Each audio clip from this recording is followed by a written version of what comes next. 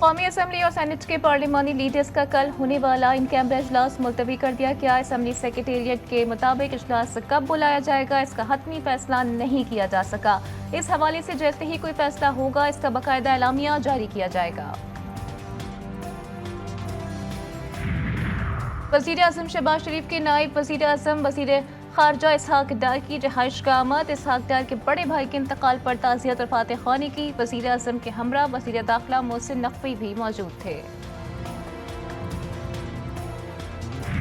लगता है आर्टिकल 63 का फैसला तहरीक अदम एतमाद को गैर मौसर बनाने के लिए था। चीफ जस्टिस काजी फाइज ईसा के आर्टिकल 63 पे नज़्ज़े सानी दरख्वास्तों पर समाअत के दौरान रिमार्क्स। कहा, जब आइन में लिख दिया है कि नाअहल रुकन डी सीट होगा तो डी सीट ही होगा।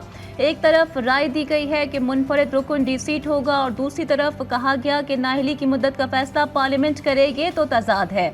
समाअत के आगाज पर चीफ जस्टिस काजी फाइज ईसा ने जजेस कमेटी इजलास के मिनट्स पढ़कर सुनाए। बैरिस्टर अली जफर ने बेंच पर एतराज उठाया।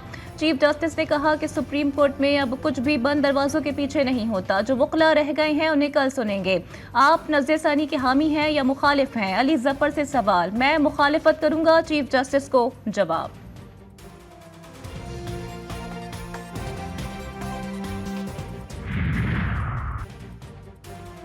आईनी अदालत बनना जरूरी है। आमिर के बनाए गए काले कानून का खात्मा जरूरी है। हमारे खानदान का सफर कठपुतली से शुरू नहीं होता। बिलावल भुट्टो जरदारी का कोयटा में वकला से खिताब। इस्लामाबाद में अदालती जंग से लाताल्लुकी का इजहार किया।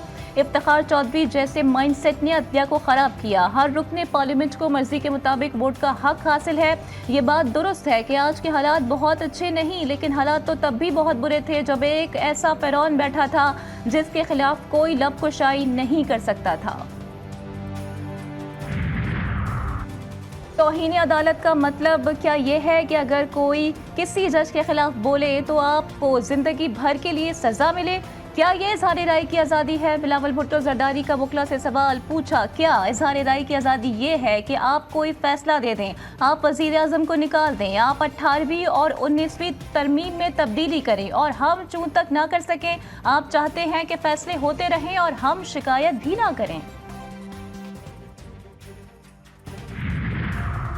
वज़ीर दाखिला की JUI सरबराह से मुलाकात की अंदरूनी कहानी। मोहसिन नकवी की मौलाना फजल रहमान से हुकूमत के साथ ताउन की दरख्वास्त। आईनी तरमीम पर हुकूमती मौक़िफ़ सुनने की अपील।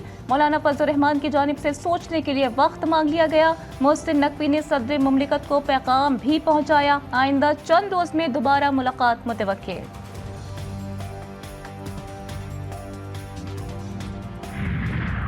वफाकी काबीना का आज होने वाला इजलास मुलतवी। वज़ीर आज़म शहबाज शरीफ ने आज अहम इजलास बुला लिया। बुज़दौर तमाम मुतालिका इदारों के हुकाम तलब। SCO इजलास की तैयारी से मुतालिक जायज़ा इजलास लिया जाएगा। इजलास रवा माह इस्लामाबाद में होगा, जबकि मलेशिया के वज़ीर आज़म के दौरे से मुतालिक तैयारियों का भी जायज़ा लिया जाएगा।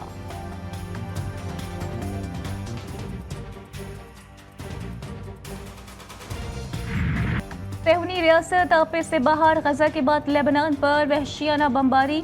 इसराइली ज़मीनी फ़ौज की लेबनान की सरहद में दाखिल होने की कोशिश। कोला बॉर्डर पर पहला हमला। अक़वाम मुत्तहिदा की आर्म फोर्स और लेबनानी फ़ौज भाग निकली। हिज़्बुल्लाह के मुजाहिदीन ने जीरो लाइन की चेक पोस्टों पर पहुंचकर कमान संभाल ली। हिज़्बुल्लाह ने अपनी रिजवान फोर्स की वीडियो जारी कर दी। हम तुम्हारा मुकाबला करने के लिए तैयार हैं। इसराइली अफवाज को पैगाम। सेहूनी जंगी तैयारों के जनूबी लेबनान समेत मुख्तलिफ इलाकों पर हमले। बमबारी में 100 से ज़ायद अफराद शहीद, दर्जनों जख्मी। जुनूनी रियासत के शामी दारुल हुकूमत पर भी वार। दमिश्क पर फ़िज़ाई हमले में खातून एंकर समेत 3 अफराद शहीद।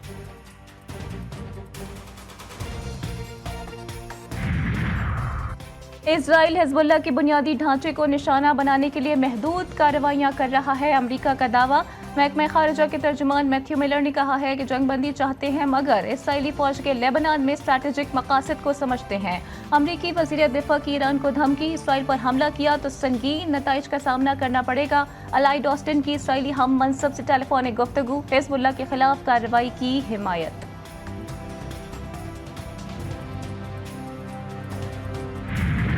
और पाकिस्तान के मुहज़्ज़िब ममालिक में हुक्मरान अवाम के वोट से इक़्तिदार में आते हैं। पाकिस्तान में इलेक्शन के बाद बहरान खड़ा हो जाता है।